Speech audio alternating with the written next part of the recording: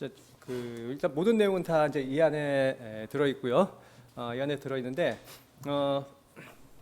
혹시 지금 현업 기자라든가 아니면은 그 기자 계획 있으신 분 혹시 있으신가요?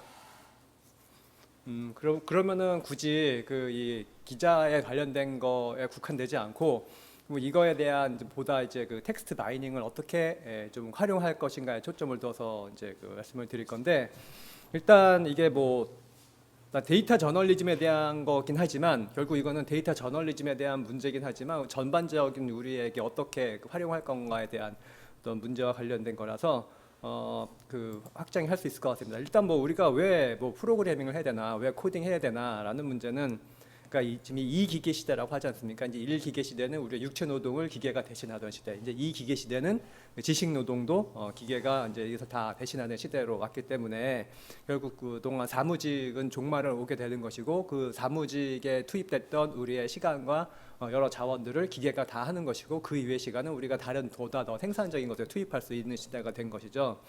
그래서 이제 중요한 거는 기계가 더 잘하고 있는 거는 단순하고 규칙적인 사실들은 기계가 훨씬 더 잘하는 것이고 그러면 인간은 뭘 할 것이냐면은 복잡하고 뭐 창의적인 활동 뭐 이런 것들을 더 이제 우리가 더 많은 시간을 쓸 수 있다는 것인데 자, 이거와 관련돼서 상당히 극적인 사례가 뭐냐면은 콜센터 직원들의 업무 만족도인데 보통 이 기계화가 되면서 특히 이제 챗봇이 나오고 하면은 이 콜센터의 사람 업무를 다 대체할 거라고 생각했는데 그렇진 않고 콜센터에서 정말 지루하고 힘들고 귀찮고 했던 것들은 다 기계가 하니까 사람들은 좀 더 좀 이렇게 그 유연하고 좀 창의적인 것들에 그 사람들이 많이 투입하게 됐대요. 사람들을 해고한 게 아니고.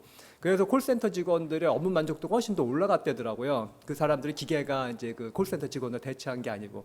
뭐 이런 것들도 우리가 마찬가지인 것 같아요. 그동안 우리가 그러니까 뭐 일반적으로 우리가 직장 생활에서 했던 여러 가지 단순 반복했던 작업들 이런 것들은 전부 기계한테 맡기고 우리는 사람들은 보다 좀 더 창의적이고 좀 더 생산적인 일에 투입할 수 있는 것인데 그러려면은 결국은 우리가 코딩을 할 수 있어야 되는 거죠. 즉 코딩을 한다는 거는 기계한테 일을 시킬 수 있어야 되는 거잖아요. 기계한테 일을 시킨다는 거는 결국 우리가 프로그래밍을 하는 것이고 이제 그렇기 때문에 우리가 프로그래밍을 이제 써야 된다라고 하는 것이고 그러면 이제 그 중에서 우리가 텍스트 마이닝을 하는데 일단 뭐 저에 대한 소개는 뭐 여기 보시면 이제 간단하게 나오니까 나중에 이제 관심 있으시면 보시면 되고요. 그래서 그러면 데이터 저널리즘이라는 것도 결국은 마찬가지인데 보통 기존의 데이터 저널리즘 하면은 되게 엄청 막 이렇게 멋지고 막 화려하고 이런 것들을 얘기했었어요. 이제 그런데 이제 문제는 사실은 이제 모든 저널리즘이라고 하는 거는 사실 저널리즘뿐만이 아니라 모든 것들이 다 데이터 기반인 거죠. 그런데 우리가 그 데이터를 어떻게 취급해왔었냐면 정성적으로 취급해왔었죠. 사람이 하나하나 우리가 질적으로 분석했었는데 이제 그런 것들을 이제 기계가 양화시킬 수 있었고 양화시키니까 이제 그걸 우리가 기계한테 그 질적인 데이터를 양적인 분석할 수 있는 것처럼 할 수 있는 시대가 이제 도래한 것이죠. 그러면 그 데이터 저널리즘하고 사회과학의 차이는 무엇인가 했을 때 과학이라고 하면은 어떤 원리와 이론의 관계를 밝히는 거거든요. 어떤 추론의 세계예요. 그래서 이거는 그러니까는 이 부분을 통해서 전체에 관련된 추론하는 것이기 때문에 좀 절차가 있습니다. 그래서 그 절차를 그 준수하지 않았을 때 생기는 어떤 문제가 있거든요. 옛날에 전에 이제 KBS 이대남 보도 사건이 있었는데 KBS에서 이제 세대 인식 집중 조사를 하면서 막 그 내용도 좀 이렇게 도발적인 측면이 있었지만 그 방법에서 좀 여러 가지 문제가 제기됐었어요. 왜냐면은 보통 이게 그 과학에 대한 추론은 그 절차가 있습니다. 이게 뭐 학술지에 투고하고 동료들 검토하고 리뷰하고 리비전 거치고 그 출간하고 다시 또 재연하고 뭐 이런 절차가 있는데 이제 그런 거 없이 KBS라는 거대한 매체를 통해서 한꺼번에 그냥 확 공유가 되니까 좀 일종의 뭐랄까 불공정 경쟁 또는 너무 이렇게 제대로 그 검증되지 않은 것들이 과도하게 공유되는 문제가 있었던 거죠. 자, 이래서 우리가 이제 그 데이터 저널리즘을 할 때 사회과학과 자는 기술과 추론의 차이라고 할 수 있는 것이고 그리고 이제 흔히 데이터 저널리즘 하면은 굉장히 멋지고 상당히 그 진보적이고 굉장히 좋은 것처럼 느끼지만 막상 이제 언론 현장에서는 데이터 저널리즘이 자리를 잡지 못하는 상황이에요 지금. 그러니까 뭐 이것처럼 막 사라져가는 정도는 아니지만은 기대만큼 그렇게 막 그 조직에서 지원해 주는 건 아니거든요. 이제 그 이유는 뭐냐면은 이 데이터 저널리즘 하는데 필요한 여러 가지 일이 기존에 하던 일보다 훨씬 더 품도 많이 들고 힘도 많이 걸리고 뭐 이런 일들이 있다는 거죠. 그러다 보니까 그냥 옛날에 하던 식대로 하면은 한 기사를 10꼭지 쓸 수 있는데 데이터 저널리즘 했더니 한 꼭지도 못 쓴다. 막 이런 일이 생기는 게 현재인데, 그럼 그게 왜 그러냐면은 우리가 근본적으로 우리가 프로그램을 왜 하냐, 코딩을 하는 이유에 대한 접근이 잘못됐다는 거죠. 그러니까 이걸로 진짜 우리가 이제 그 좋은 예시로 보여주는 뭐 뉴욕 타임즈라든가 퓰리처상 받은 것들의 그 멋지고 화려한 것들을 보면서 이제 그것처럼 하려고 하니까 안 되는 거고, 사실 우리가 이제 코딩을 하고 프로그래밍 하는 이유는 우리의 일상에서 그 반복적인 일을 대체하기 위해서 하는 건데, 이제 그런 것보다는 이제 그런 거를 뛰어넘어서 진짜 전 세계 1등 하는 걸 그대로 따라하려고 하니까 힘들고 시간도 많이 걸리고 어려운 거죠. 결국 우리가 이제 그 지식 노동을 대체하는 그 것으로서 우리가 왜 해야 되나라는 거 했을 때는 결국 우리의 시간을 더 줄여서 더보다 더 생산적인 일을 할 수 있는 쪽에 그 집중을 해야 되는데, 예를 들어서 뭐 LA 타임즈가 이제 정보 공개 청구를 통해서 경찰 보고서 40만 건을 입수했대요. 이제 40만 건 입수했는데 그 중에 13,000건이 경범죄로 잘못 분류된 거를 찾아냈는데, 이거 옛날식이었다면은 아예 시도도 할 수 없는 거였었죠. 40만 건을 사람한테 분류할 수도 없을 뿐더러 이 불가능한 일인데, 이제 그거를 그 기계학습을 해서 분류를 이제 서포트 벡터 머신으로 이제 분류를 한 거죠. 분류를 했더니 잘못된 분류를 찾아낸 거고, 물론 이것도 1년이나 걸렸대요. 뭐 자료 이게 40만 건이니까 그거 정지하고 뭐 정보 공개 청구하고 뭐 이거죠. 그다음에 또 이게 또 제 자기네 특종하려고 또 시각화도 하고 뭐 하려니까 그렇게 된 건데, 하여튼 그 수작업으로는 불가능한 것들을 이제 기계로 했기 때문에 가능한 거의 사례라는 거죠. 그러면 이 텍스트 마이닝은 우리가 왜 필요하냐라고 했을 때, 그 텍스트는 말 그대로 이제 텍스트에서 의미를 캐어나는 작업인데, 그 텍스트는 전통적으로 질적 데이터였다는 거죠. 그 질적 데이터이기 때문에 사람들이 그 정성적으로 분석을 했어야 되는데, 이제 그거를 많은 시간을 그 양화해서 절약할 수 있었던 겁니다. 그래서 가장 대표적인 그 가장 많이 하는 방법들이 뭐냐면은 그 문서가 얼마나 그 길이가 얼마나 되냐 했을 때 이제 역대 대통령 연도 교서를 분석해서 말이 누가 제일 많았나 뭐 이런 것도 분석하고, 그다음에 많이 쓰는 방법이 특정한 단어를 얼마나 많이 쓰는가라는 걸 해서 그 특정 단어의 빈도를 계산하고, 그다음에 이제 비교를 해보죠. 비교를 해서 그 사람 두 집단이 그 사용한 문서를 비교해서 어떤 단어들을 어떤 용어를 많이 썼는지, 그다음에 이제 분류를 하는 거죠. 분류를 해서 어떤 패턴이 나타나는지를 찾아내는 것, 그리고 이제 많이 사용하는 게 이제 감정을 분석해서 어떤 그 긍정적인 감정인지 그 부정적인 감정인지 그러니까 단어 빈도를 사용하는 건데, 이런 것들이 일반적으로 이제 많이 사용됩니다. 그러면 어떻게 될 거냐라고 했을 때 우리는 그냥 R이나 파이썬을 쓰는 게 좋겠다. 왜냐면은 일단 왜 R이나 파이썬을 쓰는 게 좋으냐면은 이쪽으로 대가들이 이 프로그램을 이용하는 거고, 대가들이 이런 걸 이용한다는 거는 그걸 사용하기 좋은 라이브러리나 패키지가 많이 만들어져 있다는 거고, 그렇다면 그걸 이용할 수밖에 없는 것이기 때문에 뭐 R이나 파이썬을 이용하는 거 좋은 거고, 그러면 R이나 파이썬 중에 뭘 쓰면 좋을까라고 했을 때는 둘 다 하는 게 좋습니다. 그래서 그 자기 손에 익은 거, 그 R을 주력으로 하던 파이썬 주력으로 하던 하나를 주력으로 하면서 나머지도 다른 사람이 만들어 놓은 코드 정도는 읽어올 수 있고, 그다음에 간단한 거는 그대로 이제 그 살짝 응용할 수 있을 정도는 되면은, 그러면은 이제 주로 이제 R 커뮤니티하고 파이썬 커뮤니티에서 거의 모든 걸 다 커버하니까 우리가 이제 그 문제를 해결하는 데는 뭐 큰 도움이 될 것이고, 그리고 또 우리 R 사용자에서 이렇게 뭐 텍스트 마이닝 북도 만들었으니까 그걸 따라서 보면은 그러면 일상적으로 그 스스로 여러분들의 일에서 업무를 처리하는데 굉장히 그 한 10시간 할 거 1시간, 뭐 100시간 할 거 한 뭐 10시간으로 줄일 수 있는 게 생긴다는 거죠.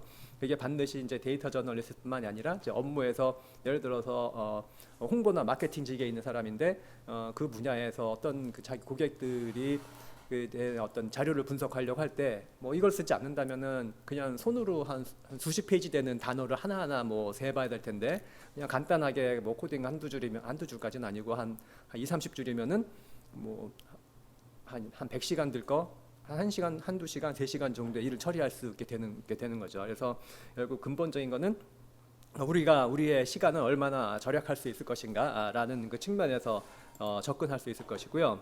그래서 한번 간단하게 한번 해봤습니다. 그래서 이게 한 10시간 정도를, 그러니까 어느 정도, 그러니까 R을 전혀 모르는 사람이 한 10시간 정도 학습했을 때, 이 이주는 뭐냐면은 제가 이제 저희 학교에서, 그러니까 언론홍보학과에 제가 데이터 커뮤니케이션이라는 과목을 개설해 놓고 있거든요.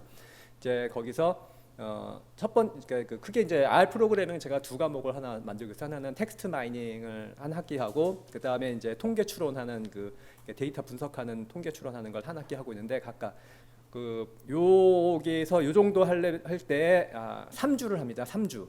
그 3주, 그러니까 처음에 완전히 모르는 학생들부터 3주를 하는데, 한 주가 3시간이에요. 그러면은 그 3주면 9시간이잖아요. 9시간 정도면은 요 정도 수준을 학습합니다. 그러니까 뭐 과제까지 하면은 좀 솔직히 좀 9시간보다 더 공부해야죠. 숙제도 하려면은 한 솔직하면 12시간, 15시간 정도 공부는 해야 됩니다. 그러면은 이제 이 정도를 할 수 있어요. 그다음에 이제 코드를 만들어 놓으면 그 숙지하면은 이 코드를 재활용할 수 있을 텐데, 코드를 재활용하면은 요를 다시 한번 내가 분석하겠다. 그러면은 뭐 좀 생각하고 구상하고 하는 거 합하면은 1시간 정도면은 문서 한 수십 페이지도 더 될 수 있죠. 한 수백 페이지 되는 문서 두 개를 비교할 때 특징적인 거 찾는 거 1시간 정도 좀 만지면은 분석해갖고 대충 표로도 정리할 수 있게 되는 거죠. 근데 만일 수백 페이지를 이렇게 고객이 클라이언트가 뭐 한 수백 페이지 되는 문서를 딱 던져주고 이거 두 문서 좀 비교해 봐줘 그랬을 때 이렇게 안 하면은 한 일주일도 더 걸릴 것 같은데요. 예. 이제 그러면은 일단 어떻게 할 것인가라고 했을 때, 일단 그 도구가 필요하죠. 그러니까 이 패키지는 대가들이 우리 미리 그들의 노하우를 다 정리해 놓은 거니까 패키지를 이용하는데, 가장 먼저 사용할 건 타이드버스예요. 어지러웠던 알 세상을 깔끔하게 정돈한 타이드버스고, 그 타이드버스를 설치하면은 그 안에 디플라이어, 스트링을 다 설치되니까 한꺼번에 다 할 수 있고요. 그다음에 타이드 테이블은 이게 뭐냐면은 이 데이터 테이블 패키지를 이 타이드 인터페이스로 쓸 수 있게 해준 건데, 이 타이드 테이블을 쓰는 이유는 뭐냐면은 디플라이어 문법에다가 점만 하나 찍어주면 돼요. 그 점만 하나 찍어주면 되는데 처리 속도가 데이터 테이블 패키지 처리 속도가 나옵니다. 왜냐면 데이터 테이블을 타이디하게 랩핑한 거거든요.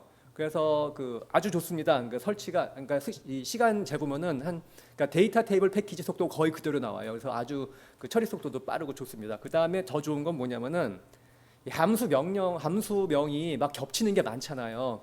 그래서 이게 어떨 때 이거 내 코드 하나도 안 틀렸는데 막 에러가 나요. 그게 왜냐면은 이게 패키지 설치 순서에, 그러니까 로딩 순서에 따라서 이게 함수 겹쳐서 에러가 나는 건데, 이 타이드 테이블, 그러니까 디플라이어에다가 함수에다가 점 하나 찍어주면은 얘밖에 그렇게 쓰는 함수가 없어요. 특히 이제 select 함수 쓸 때 아주 좋습니다. select 할 때 이게 이 select 함수를 쓰는 패키지가 많은데, 여기에 그냥 점 하나만 찍어주면은 혼돈 없이 전혀 에러 안 나고 이렇게 다 쓸 수 있습니다. 그래서 타이드 테이블을 쓰는 것이고요. 그다음에 이제 알베스트는 알 스크래핑 도구고, 이제 제니터는 이게 청소부잖아요. 이게 청소부니까 그러니까는 깔끔하게 정리해 주는데 좋습니다. 그다음에 기술 통계 구하는데도 이게 간단하게 해주고요. 그다음에 타이드 텍스트는 이제 이것도 역시 어지러웠던 텍스트 마이닝의 세계를 이제 아주 깔끔하고 정돈하게 해주는 도구인데, 이걸 통해서 텍스트 마이닝이 굉장히 그러니까 유연해지고, 그다음에 확장성도 굉장히 늘었다고 할 수 있어요. 그러니까 기존에는 무슨 TM 패키지라든가 퀀트 EDI 이런 패키지를 사용했었는데, 얘들은 해당 패키지 제작자가 만들어준 그 함수 아니면은 사용할 수 있는 게 없었어요. 그 안에 그냥 꽉 갇혀 있었던 거죠. 그런데 이 타이디 텍스트 방식으로 텍스트 마이닝을 하게 되면은 텍스트 데이터를 조작하고 하는데 타이디 방식으로 할 수 있어서 응용이라든가 유연성, 확장성이 굉장히 유연하고 좋습니다. 그리고 디플라이어의 문법 세계를 그대로 적용할 수 있어갖고 텍스트 마이닝 하는데도 그대로 적용할 수 있어요. 그래서 이 패키지를 원래 만든 사람이 기획했던 그 이외의 것들도 다 할 수 있습니다. 이 타이디 접근을 하게 되면은. 그래서 타이디 텍스트로 접근하는 것이고요. 그다음에 RCPP 미캡은 미캡 패키지, 그러니까 형태소 분석기 미캡이에요. 일본어 형태소 분석기인데 미캡인데, 요 미캡을 C++ 언어로 그러니까 R로 쓸게 래핑해 놓은 거예요. 그래서 요거로 하면은 이제 형태소 분석기를 사용하는 것이고, 이제 타이디로는 이제 이 빈도를 분석할 때 이제 우리가 항상 어떤 문서를 이제 분석하고 결과를 분석하게 되면은 그 하나 자체에 대한 걸 분석하는 거로 그치면 안 되고 항상 비교를 해야 됩니다. 항상 상대적인 거기 때문에 이제 비교를 뭐 현재 다른 시점에 뭐 경쟁 상대의 기업이라든가 경쟁 상대의 정당끼리의 민소를 비교한다거나, 아니면은 뭐 세대 간의를 비교한다거나, 아니면은 시간을 나눠서 비교한다거나 이렇게 비교를 하게 되는데, 근데 이 비교를 할 때도 이렇게 무조건 전에는 이제 그 여러 가지 방식이 있는데 그걸 갖다가 좀 이렇게 그 가중치를 계산해서 보다 좀 정확하게 계산할 수 있게 만든 걸 갖다가 이제 만들어서 좀 편리하게 쓸 수 있게 만들어 놓은 패키지가 있고요. 그다음에 GT는 GG 플랫의 그 원리를, 그러니까 GG 플랫이 그래머 오브 플랫이잖아요. 그러니까 뭔가 플랫 맞나? 그렇죠. GG 플랫이니까. 그래서 우리가 이제 시각화하는 거에 대한 문법 체계로 해서 굉장히 그러니까 정돈되게 어떤 체계적으로 할 수 있게 만든 게 GG 플랫 패키지라고 한다면, GT는 그 철학을 그대로 이어받아서 그래머 오브 테이블이에요. 우리가 이제 표를 그러니까는 이 그래머 그러니까는 이게 그러니까 이게 역시 그 타이디하는 원리를 그대로 적용하는 어떤 그 레이어의 원리를 적용해서 만들 수 있는 거죠. 그래서 이 GT 패키지를 이용하면은 출판 가능한 표를 그대로 만들 수 있습니다. 굉장히 유연하고, 다만 좀 복잡하긴 한데, 근데 이것도 역시 뭐냐면은 재사용할 수 있기 때문에 본인이 그 활용할 수 있는 여러 가지 표 양식을 몇 번 이렇게 해놓고 그거 코드만 몇 개를 그 정리해 놓으면은 그러면은 그 다음에는 처음에 만들 때는 좀 복잡하지만 그 다음에 조금씩만 바꾸면 수정하면 되니까, 그래서 편리하게 사용할 수 있습니다. 그 다음에 이제 그래서 요게 그 이번에 사용할 패키지들이고요. 그리고 요 패키지들을 뭐 설치하는 건데 한꺼번에 설치하는 거죠. 한꺼번에 설치하는 건데 이제 해서 봤을 때 이게 그러니까 require는 그거잖아요. 우리가 이 설치됐을 때 true하고 false로 그 반납해 주니까 그 함수를 실행할 때 라이브러리보다는 require로 하는 거죠. 그래서 require로 해서 설치돼 있으면은 그냥 넘어가고, 그 설치 안 됐으면은 설치해라라고 하는 거죠. 이게 그 앞에 그 패키지를 몽땅. 그다음에 이제 요거는 그 앞에 그 했던 설치된 패키지를 다 로드해라라고 하는 겁니다. 그러면 이렇게 해주면은 그 앞에 그 설치했던 내가 그 사용할 패키지들이 다 현재 지금 로드됐는지 그 확인을 해줍니다. 그래서 이 패키지를 다 이용할 거고요. 그다음에 이제 우리가 문제 자료를 이용할 건데, 요거를 이제 이걸 하면서 어떻게 뭘 비교할까 좀 생각해봤습니다. 뭘 비교할까 생각해봤는데, 그러니까 제가 처음에 그 텍스트 마이닝 공부할 때는 이제 디지털 휴머니티라 그래서 그 처음에 그 옛날 그 조커라는 분이 있어요. 네브라스카 대학에. 그분이 디지털 휴머니티라고 해서 책을 쓴 게 있는데, 거기서는 어떻게 썼냐면은 그 소설 두 편을 비교했습니다. 그래서 이게 그 백경하고 그다음에 제인 오스틴의 소설인데 뭐였더라? 그러니까 오만과 편견인가? 그 백경과 오만과 편견을 비교해서 그 서로 이게 하나는 되게 굉장히 남성적인 소설이고 하나는 여성적인 소설이잖아요. 그래서 두 소설 사이에서 그 상대적인 단어 빈도가 하나는 남성적인 단어가 많이 나오는지 하나는 여성적인 빈도가 많이 나오는지 이걸 비교했었어요. 그래서 그걸 좀 응용해 보면 되겠다라고 생각해서, 그러면 우리 현실에서는 뭘 좀 비교하면 좋을까 하니까 지금 더불어민주당하고 국민의당의 그 당 정강 강령을 한번 비교해 보면은 서로 무엇을 더 강조하는지 아니면 어떤 게 공통적으로 있는지 비교를 해볼 수 있을 것 같은 생각이 들었어요. 그러면 요거를 이제 그 응용한다면은 뭐 국민의당이 그 시간대별로 강령을 갖다가 그 빈도를 비교해서 어떻게 변했는지도 볼 수 있을 것 같고, 아니면 뭐 국민의당과 뭐 이게 더불어민주당이지만 이거를 뭐 삼성이나 뭐 LG로 바꿀 수도 있고, 아니면은 뭐 그 우영우하고 그다음에 오징어 게임 이런 것도 비교해 볼 수 있고, 그거는 본인이 하고 있는 그 분야에서 뭔가 비교해 보고 싶은 것들을 그 대조시켜 보면은 어떤 그 문서들의 차이, 그 문서의 차이를 통해서 그 집단이 지향하는 목표라든가 그 집단의 특색을 그 찾아낼 수 있겠죠. 그래서 하는 것이고, 그다음에 이제 항상 이 틀은 그 자료 먼저 수집하고 정제하고 분석하는 이 틀을 했을 때 먼저 자료를 수집해야 되니까 알베스트 패키지에서 국민의당 홈페이지와 더불어당 홈페이지에서 해당 정강을 스크랩을 했습니다. 그래서 일단 주소, 요것이 그 국민의당 정강이 있는 그 주소예요. 그래서 이제 요거를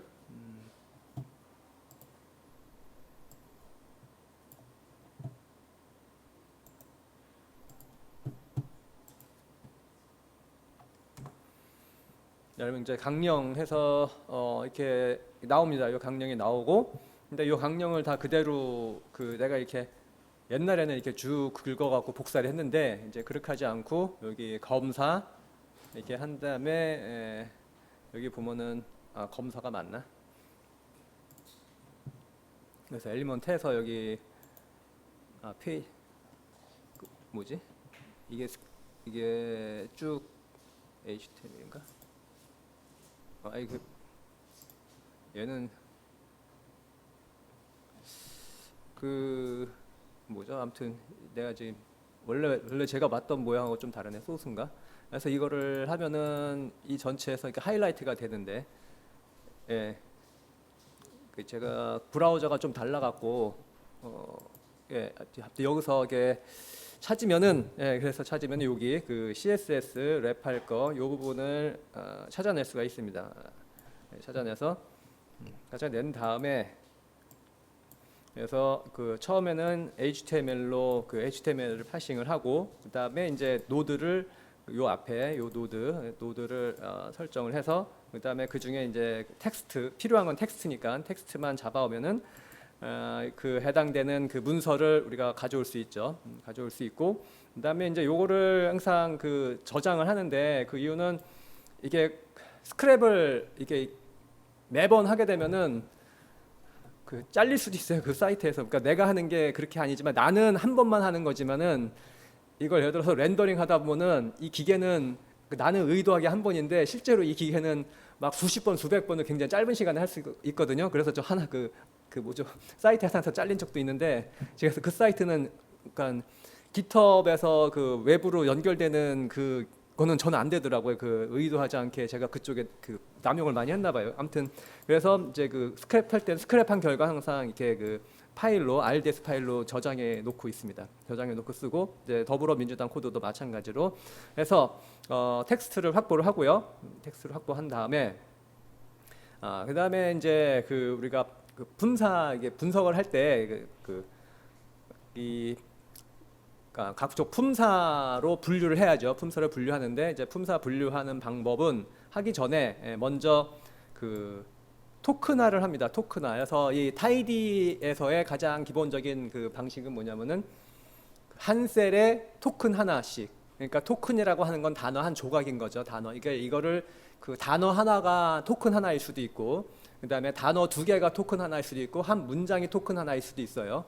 뭐 심지어는 뭐 이렇게 다 토큰 하나인데, 그 토큰 하나를 그 행과 열의 셀 하나에 집어넣은 거, 이게 타이디 텍스트거든요. 자, 그거를 그 언네스트 토큰에서 토큰화를 하죠. 그래서 토큰화한 데이터 프레임에 집어넣습니다. 그래서 출력하는 데이터 프레임의 열은 워드, 그 다음에 인풋은 여기 아까 데이터 프레임 해서 인풋은 텍스트로 받고, 그 다음에 토큰화를 할 때 보통 기본값은 단어 하나하나가 공백을 사이로 토큰화를 하는데, 요 언네스트 토큰즈 요것은 그러니까 타이드 텍스트 패키지의 함수인데, 얘는 품사로 그 품사 기준으로 토큰화를 할 수가 있습니다. 그러니까 띄어쓰기로 하면은 단어 띄어쓰기 기준으로 단어를 하는 것이 기본값이지만, 이 언네스트에서 토큰, 그러니까 포스 함수를 이용하면, 이게 RCPP 미캡 함수의 함수인데, 이 포스를 하면은 품사 기준으로 토큰화를 합니다. 자, 그러면 어떻게 나오냐면은 각 그 품사와 태깅이 된 각 그 단어별로 그 단어의 그 품사가 태깅이 된 게 하나의 토큰으로 해서 그 셀에 추출이 되고요. 그러면 그 요것이 그렇게 추출된 다음에 그러면 이제 우리가 필요한 거는 해당된 품사가 태깅된 거, 이게 명사인지 아니면 뭐 동사인지 이런 거에 대한 태깅된 게 필요 없기 때문에 이렇게 요것을 이렇게 세퍼레이트를 분리를 해주면은 그러면 최종적으로 그 우리가 분석하고 싶은 그 한 문서를 하나의 단어로 다 그 분리를 해줄 수가 있습니다. 자, 분리를 해주면은, 자, 그렇게 해서 만들어져서 각각 그 국민의당과 그다음에 그 더불어민주당에 대해서 각 데이터 프레임에 각 셀 하나별로 품사 하나씩 넣어서 만든 토큰화한 데이터 프레임을 만듭니다. 데이터 프레임을 만들면은 이 데이터 프레임을 갖고 가장 기본적으로는 먼저 그 단어의 수에서 가장 먼저 시작하는 가장 기본적인 그게 그 문서의 길이가 어떻게 되냐라는 걸 비교하는 거죠. 그래서 문서의 길이는 그냥 몇 개냐라고 재보는 건데, 자, 이게 데이터 프레임이잖아요. 데이터 프레임이고, 그 다음에 데이터 프레임에 각 셀에, 그러니까 즉 하나의 열과 하나의 행을 기준으로 했을 때 각각 하나씩 토큰이 하나씩 들어있으니까 그 행의 수를 세면은 그게 전체의 그 문서의 길이에 해당이 되겠죠. 그래서 그 n row, number of row 해서 n row 하면은 그게 문서의 길이가 됩니다. 예, 문서의 길이가 돼서 나오는 거죠. 그래서 뭐 국민의당이 이제 6,339개, 그다음에 더불어민주당이 11,244개에서 더불어민주당이 한 뭐 2배 정도 긴 강령을 사용하고 있습니다. 그래서 이게 이제 일단 기본적으로 누가 더 그 길게 하냐. 그러면은 이거를 전에 복수해서 그 역대 대통령 중에 누구 말이 연두교수에서 누구 말이 제일 많았냐라는 거는 뭐 간단한 코드 하나로 그냥 그 분석할 수 있는 거겠죠. 역대 대통령들 연두교수 모아갖고 이거 단어 해보면은 뭐 대통령 중에 누구 말이 제일 많았나 뭐 이런 거. 예.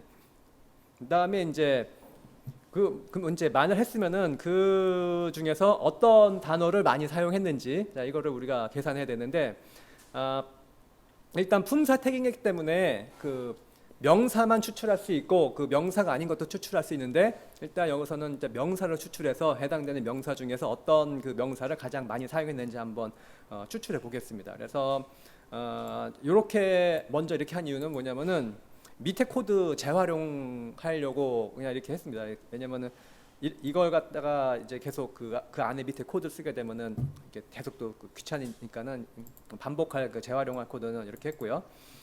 그래서 빈도는 먼저 일단 한 글자 이상인 것만 이상인 거 초과되는 거에서 그 제외하고 그다음에 아까 포스 그러니까 데이터 프레임에 포스 열에 그 품사 태깅이 돼 있으니까 품사 태깅한 것 중에서 NNG가 이게 명사거든요. 그 명사만 선택한 다음에 자 그다음에 이제 계산을 한 거죠. 카운트 그다음에 소트 정렬을 하면은 그러면 이런 식으로 이렇게 정렬이 됩니다. 정렬이 되는데 근데 이게 이게 그냥 하면은 0.000 이렇게 나오기 때문에 왜냐면 그 상대적인 빈도를 이제 그러니까 전체 여기서 그 항상 여기서도 이제 그 항상 어떤 계산을 할 때 그 상대적인 걸 찾아야 할 때가 있고 그 절대적인 것과 절대값과 상대값을 같이 봐야 되는 거죠. 이게 문서를 비교할 때도 문서 하나만 비교하는 게 중요한 게 아니라 문서 두 개를 항상 두 개 이상 항상 비교해 봐야 된다 그랬잖아요. 그 경쟁 상대 또는 어떤 그 대조 집단을 비교해 보듯이 어떤 빈도도 그 절대적으로 몇 개가 있냐라는 것과 함께 상대적으로 얼마나 비중을 차지하냐라는 걸 봐야 되죠. 왜냐면은 국민의당은 한 6,000개 정도의 문서가 되는 거고 그다음에 더불어민주당은 12,000개 정도 되니까 그걸 빈도를 똑같이 살면 안 되기 때문에 상대 빈도를 했고 더불어민주당이 한 10,000건 정도 되니까 10,000분류로 나눴습니다. 그래서 하게 되면은 이런 식으로 그 상위 빈도 명사가 이제 나오게 돼요. 그래서 국민의당에서는 뭐 사회, 국민, 경제, 제도 이런 단어들을 많이 썼고 더불어민주당도 사회, 강화, 보장, 경제, 뭐 교육 이런 단어들의 그 상위 빈도 단어들이 되는 거죠. 뭐 그리고 요거를 이제 어떻게 해석하냐는 이제 그 다음부터는 사람의 영역인 겁니다. 그다음에 요거는 이제 그 다음에는 이제 이 얼마나 보기 편하게 정리하냐는 건데 각각 지금 국민의당의 그 상위 면도 빈도를 그러니까 상위 빈도 명사 계산했고 그다음에 그 더불어민주당의 그 상위 빈도 명사를 이제 비교를 했어요. 비교했을 때 그거를 표 하나로 결합을 한 거죠. 바인드 컬즈로. 그래서 두 개를 바인드 컬즈로 한 다음에 그다음에 이제 여기가 이제 GT 패키지가 나오는 건데 그래서 탭 헤더는 그 표의 헤더 그다음에 탭 스패너는 뭐냐면은 요겁니다. 이렇게 그 데이터 프레임에서 그 열이 여러 개 있잖아요. 열이 여러 개 있을 때 그 열들을 그 묶어서 그러니까 여기서 이건 데이터 프레임에 들어 있는 거 아니고 GT 패키지에서 이 세 개의 열에 대한 내용이 이거다. 세 개에 대한 열의 내용이 이거다. 이게 이제 그 탭 스패너고요. 그다음에 그래서 라벨은 국민의당, 그다음에 1열부터 3열까지를 이제 국민의당으로 이제 제목을 넣어라. 그다음에 이거 4열에서 6열까지를 더불어민주당으로 해라라고 했죠.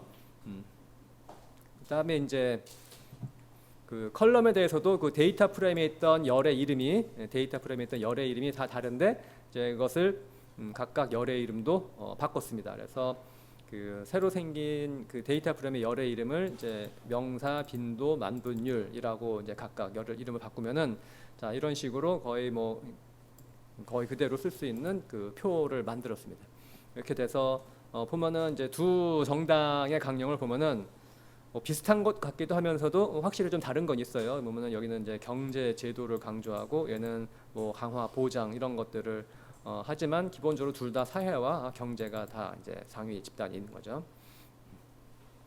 그러면 함께 사용한 단어가 뭐냐라고 하는 건데, 이제 여기서부터가 그 타이디 텍스트, 그러니까 타이디를 이용한 텍스트 마이닝의 유연성이 나오는 건데, 기존의 TM 패키지라든가 퀀티디처럼 기존에 있는 그 텍스트 마이닝 패키지를 이용하게 되면은 그 패키지 설계자가 만든 그 틀 안에서밖에 할 수 있는 게 없어요. 그러면 이런 거를 할 수도 있기도 하고 할 수 없기도 하고 막 제약이 많습니다. 근데 그러니까 타이디 원리를 이용하면은 디플라이어 문법의 기본적인 원리를 그대로 텍스트 마이닝에 다 적용할 수 있기 때문에 확정성이 나오는 건데, 그러면 함께 사용한 단어를 뭘 쓸 거냐라고 하면은, 함께 사용한 거니까 데이터 프레임의 디플라이어 문법 중에서 데이터 프레임의 공통적인 요소, 공통적인 행을 찾아서 결합해라라는 게 이너 조인이잖아요. 그러니까 이너 조인이니까 두 데이터 프레임, 즉 그러니까 국민의당 데이터 프레임과 더불어민주당 데이터 프레임의 공통적인 거를 이너 조인해라. 그러면은 그냥 함께 사용한 단어를 그냥 찾을 수 있는 거죠. 뭐 사실 특별한 게 아니에요. 그러니까 이게 바로 그 타이디 텍스트의 장점인 거죠. 그다음에 이제 저는 여기서는 그 타이디 테이블 패키지 함수를 안 썼지만 여기 이너 조인에다가 점 하나 찍어주면은 타이디 테이블 패키지 함수가 돼서, 지금은 데이터 크기가 별로 안 작아서 차이가 없는데 이게 데이터 크기가 커지면은 이게 엄청난 차이가 납니다. 예. 자, 그래서 이제 두 개를 이너 조인했어요. 네, 두 데이터 프레임을 자 이너 조인하고, 그다음에 워드를 기준으로 그 조인을 해서 결합을 한 다음에 하면은 똑같이 이거 GT는 나머지 다 똑같습니다. 요건 그대로 똑같고 하면은 이제 이런 식으로 나오죠. 양당이 함께 사용한 단어. 여기서는 이제 명사만 한 게 아니고 모든 단어를 다, 그러니까 그 품사 태깅한 모든, 그러니까 품사 추출한 걸 갖다가 모두 사용한 거에서 이제 한다도 나온 거죠. 그래서 보면은 가장 공통적으로 함께 사용한 게 한다예요. 한다. 그다음에 요 기준을 국민당 기준으로 그 하나는 이게 그러니까 정렬한 거고, 이거는 더불어민주당 기준으로 정렬을 했을 때 한다. 그다음에 한다 사회 도로, 그다음에 국민 많고 뭐 경제가 일단 둘 다 공통적으로 나오는 것이고 쭉 나옵니다. 그래서 공통적으로 사용한 단어들. 그다음에 이제 우리가 공통점을 찾았으니까 그다음에 이제 상대적인 것도 찾아야 되잖아요. 그 상대적인 거 찾아야 되는데, 그래서 상위 우선은 첫 번째는 단순하게 한번 계산해봤습니다. 그 상위 공통어 중에서 그 상대적으로 더 많이 쓴 게 어떤 걸까라고 하는 건데, 요것도 일단 그 공통이니까 앞에서 이너 조인한 것, 앞에서 이너 조인한 거 그대로 하고 나서 그다음에 이제 그 두 집단 사이에 그냥 빼봤습니다. 그냥 뺐어요. 그래서 그 국민의당에서 많이 쓴 것에다 해서 더불어민주당이 많이 쓴 것을 빼봤습니다. 빼서 그 디프라고 하는 열을 만들어서 거기다가 하나 열을 추가했습니다. 열을 추가해서 하나는, 그래서 이거는 국민의당 기준으로 정렬하고, 그다음에 더불어민주당은 더불어민주당 순서로 정렬을 했어요.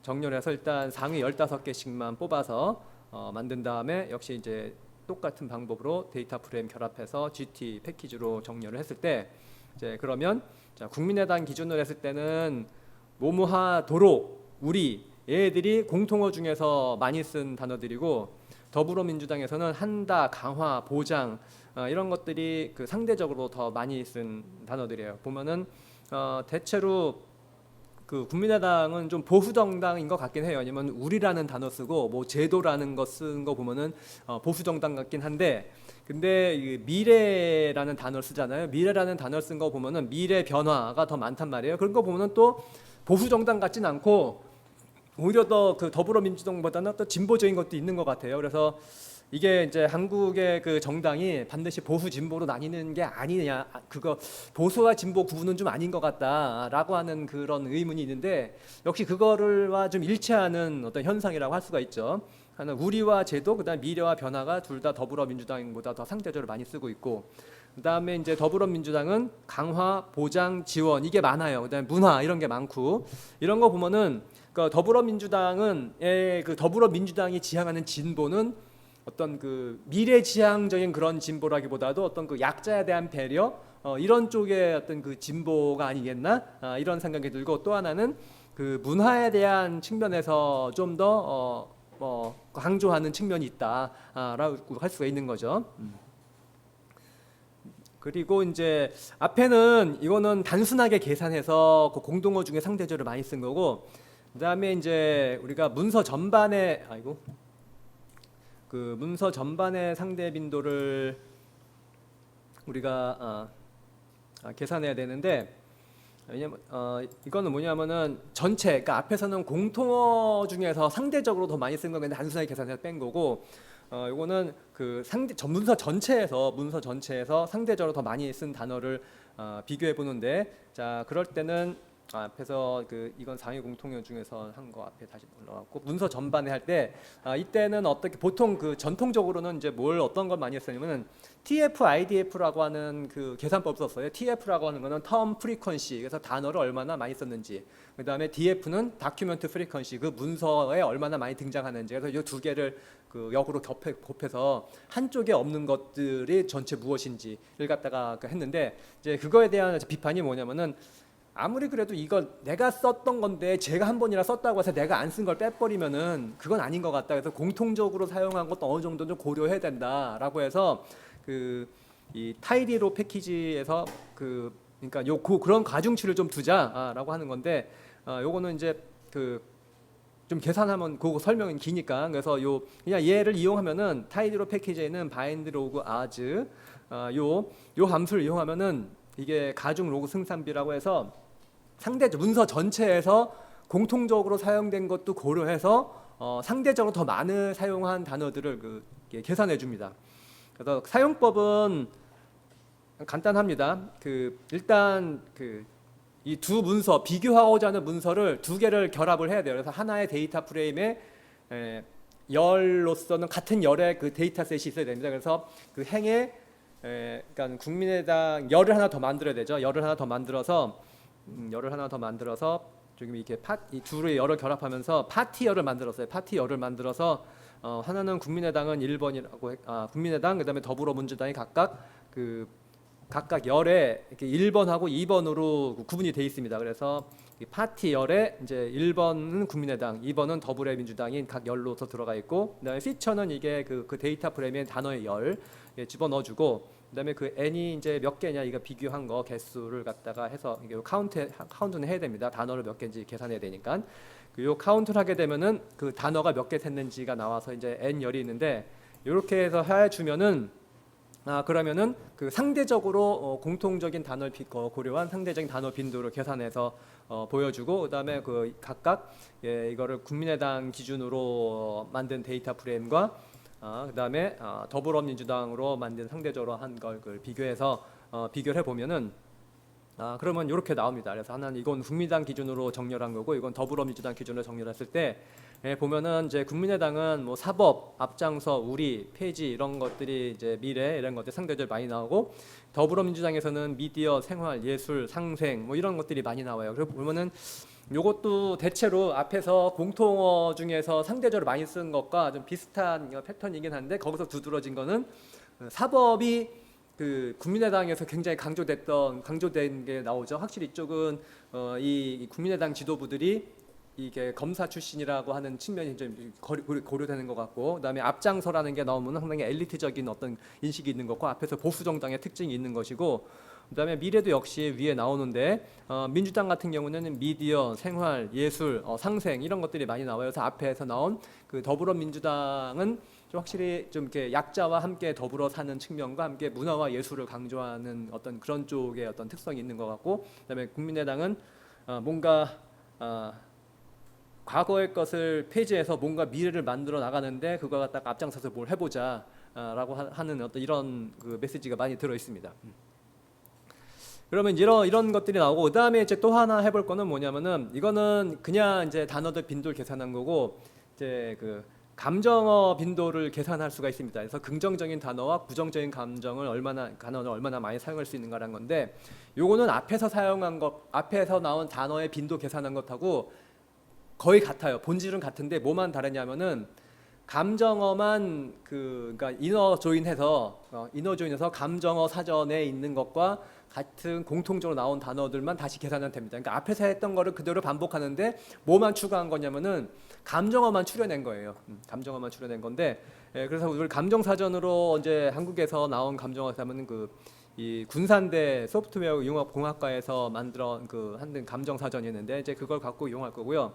이제 그거는 그러니까 요걸 갖고 그대로 하면은 그 감정 사전을 쓸 수 있게 이제 아이고 이렇게 자꾸 그 감정 사전을 사용할 수 있게 합니다. 그래서 이게 감정어 사전 GitHub에 있는 그 감정 사전이고 이제 그거를 다운로드 받아서 이제 압축을 풀어서 이제 데이터 내 하드 디스크에다가 이제 놓고 그래서 그 감정 단어가 있는 그 단어가 이제 텍스트 문서거든요. 그걸 데이터 프레임으로 만들어 주고 그래서 데이터 프레임에 있는 것 갖다 만들어 주는데 그 감정어 사전에서 하나가 좀 코딩이 잘못되어 있어서 그거 좀 고치고 그래서 저장하면은 그 문제 감정어 사전이 나옵니다. 그래서 감정어 사전 데이터 프레임을 가지면은 그 감정어 사전에는 각 감정별로 그 부정, 긍정의 점수가 -2, -1, 0, 1, 2 이렇게 코딩을 해놨어요. 그래서 그래서 분석한 걸로 그러면은 감정 빈도를 바로 계산할 수가 있죠. 그래서 앞에 우리가 국민의당 품사별로 만든 데이터 프레임이 있으니까 이제 그것과 그 감정어 사전과 함께 이너 조인을 하게 되면은 그러면은 국민의당 데이터 프레임에 있는 단어와 그다음에 감정 사전에 있는 데이터 프레임 중에서 공통적인 것만 추려내기 때문에 그렇다면 국민의당에서 사용된 긍정 단어 또는 부정 단어를 우리가 계산해낼 수가 있는 거죠. 그래서 그러면은 이제 각각 국민의당과 그다음에 더불어민주당에 있는 감정어가 있는 데이터 프레임을 우리가 만들 수 있고요.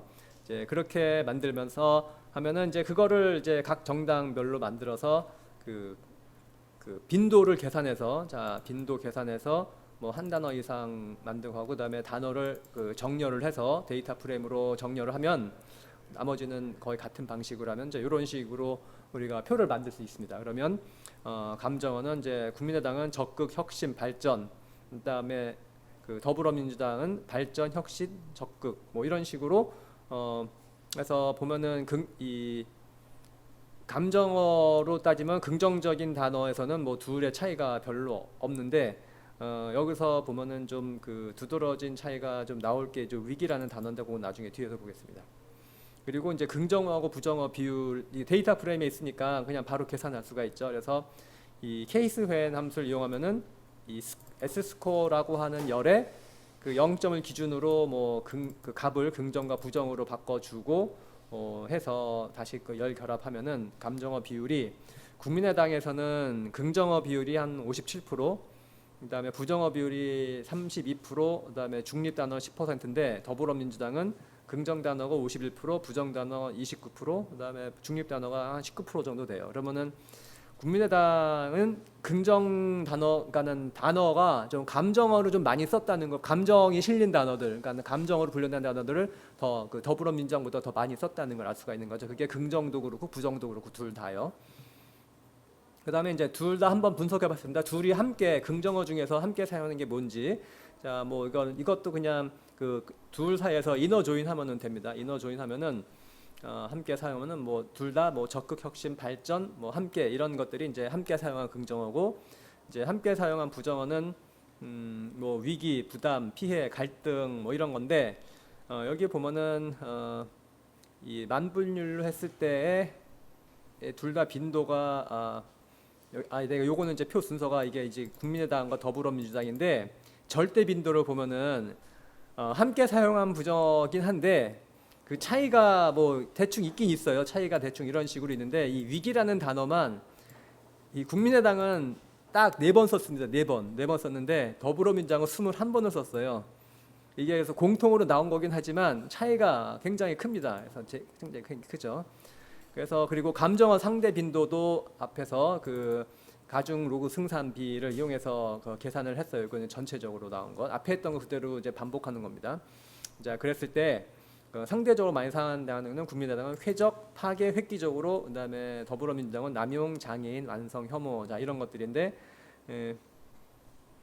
여기서 이런 것들입니다. 이런 것들이고 그다음에 이제 이게 단어 빈도인데 이거는 지금 그 단어를 얼마나 많이 썼나 요 빈도만 찾은 거잖아요. 요 빈도만 찾은 거니까 그 단어의 맥락을 이제 찾아야 되는데 이제 요거를 이제 디지털 인문학 하시는 연구하시는 분들은 이걸 갖다가 뭐라고 이러냐면 KWIC라고 하는데 키워드 인 컨텍스트에서 맥락 속에서 그 단어가 어떻게 사용했는지 보는 방식이다. 그래서 KWIC라고 합니다.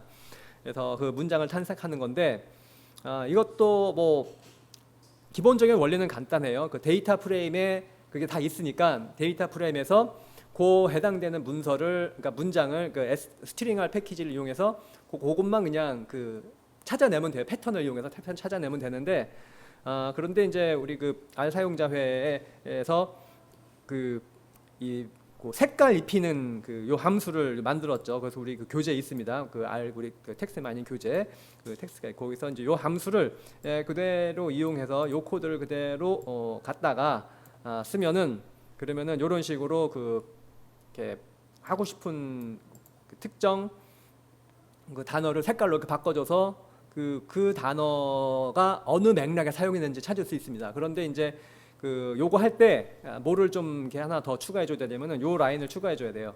요거 이게 브라우저가 이제 안시 코드를 인식해서 요걸 색깔로 바꿔 줘야 되는데 요 코드만 앞에 그 추가해 주면은 그러면은 요 색을 이렇게 바꿔 줍니다. 그래서 그 앞에서 이제 했던 거를 하는데 앞에서는 그 우리가 그 문서를 토큰화할 때 이 품사로서 토큰화 했잖아요. 그 품사로 토큰하면은 셀 하나에 품사 하나가 들어갑니다. 그러면 셀 하나에 품사 하나가 들어가니까 그 단어의 맥락을 파악할 수가 없게 되죠. 그래서 이 맥락을 파악할 때는 그 토큰화를 뭘로 토큰화하냐면은 문장 단위로 토큰화합니다. 그러니까 문장 단위로 토큰화할 때 가장 좋은 방법은 그 토큰을 그 정규 표현식 그 레게스를 지정한 다음에 그 마침표로 하는 거죠. 그래서 마침표로 지정해서 토큰을 하면은 셀 하나에 문장 하나가 들어갑니다. 그래서 셀 하나에 문장 하나가 들어가니까 그러면은 내가 단어 하나를 그 스트링 R로 그 추출하게 되면은 그것이 어떤 맥락에서 단어가 쓰였는지 찾을 수가 있게 되죠. 그래서 국민의당이 기술한 위기를 이렇게 보면은 우리는 뭐 이런 위기들이 이렇게 있어요. 이런 위기들이 있고 그다음에 여기 분위기가 있는데 이거는 지금 국민의당이 4개인데 지금 5개잖아요. 그래서 품사 태깅 할 때는 요거를 위기로 태깅한 건 아니고 그 스트링 R은 그냥 글자가 있으면 무조건 뽑아내는 거라서 이게 들어간 거라서 들어가 있습니다. 그래서 위기 이렇게 국민의당은 요런 위기의 단어를 쓴 거고 그다음에 더불어민주당은 이런 위기가 있는데 근데 이게 지금 이게 21건입니다. 이게 뭐 다 읽어보면은 뭐 21건이니까 많지 않아서 그냥 그대로 볼 수 있어. 쭉 이렇게 읽어보면은 무슨 위기를 많이 얘기했는지 알 수 있는데 그래도 좀 보기 쉽게 그 계산하기 위해서 정규 표현식으로 그것만 좀 추려봤습니다. 어떻게 했냐면 앞에서 이제 그 문장 단위로 토큰한 거에서 그 정규 표현식 이용해서 요 위기 앞에 어떤 글자들이 있는지를 이제 추려봤어요. 그래서 요거는 이제 정규 표현식의 요 마침표는 임의의 문자고 중괄호 열고 닫으면은 이제 요 앞에서 요게 앞에 1개부터 11개까지 뭐 1개부터 20개까지 범위를 지정할 수 있거든요. 그래서 이런 1개부터 11개까지 지정한 다음에 그래서 위기라는 단어가 들어간 것들 그러니까 즉 위기 앞에 그 1글자부터 11글자까지 표시해 봐라라고 해서 했더니 국민의당은 인구 절벽 등 중대한 위기, 국가적 위기, 지말 소병 위기, 뭐 감염병 등 공중 보건 위기 자 이렇게 표현을 했고 그다음에 더불어민주당은 이렇게 이 위기를 썼어요. 이렇게 위기를 쫙 했는데 보면은 대충 보면은 기후 위기가 굉장히 많습니다. 기후 위기가 굉장히 많아갖고 그럼 도대체 기후 위기를 얼마나 썼나를 한번 계산해 봤어요. 그래서 기후 위기 계산하려고 해서 그 str detect 해서 그 기후라는 단어가 얼마나 많이 들어갔는지 보고 요 태빌이 이제 바로 이 제니터 패키지에 있는 기술 통계하는 깔끔하게 해주는 그 패키지인데 자 태빌 이용해서 기후가 얼마나 들어갔나라고 보니까 이게 false가 기후가 안 들어간 거고 true가 기후가 들어간 거죠. 그래서 55% 그러니까는 이 21번의 그 단어를 쓴 위기라는 것 중에서 기후라고 한 게 그 55% 절반 넘게 이제 기후 위기라는 걸 썼던 거죠. 그래 보면은 이 더불어민주당과 그다음에 국민의당이 갖고 있는 현실 인식의 차이가 명백하게 나타날 수 있어요. 그래서 어떤 위기에 대한 의식이 있을 때 국민의당보다는 더불어민주당이 굉장히 현 사회가 굉장히 위기라고 지각하고 있는 거고 그 위기의 가장 근본적인 것이 기후 위기다라고 하는 것을 이제 더불어민주당은 정당 강령에서 나타내고 있는 거고, 국민의당은 그와는 그렇지 않은 그걸 나타낸다고 할 수가 있는 거죠.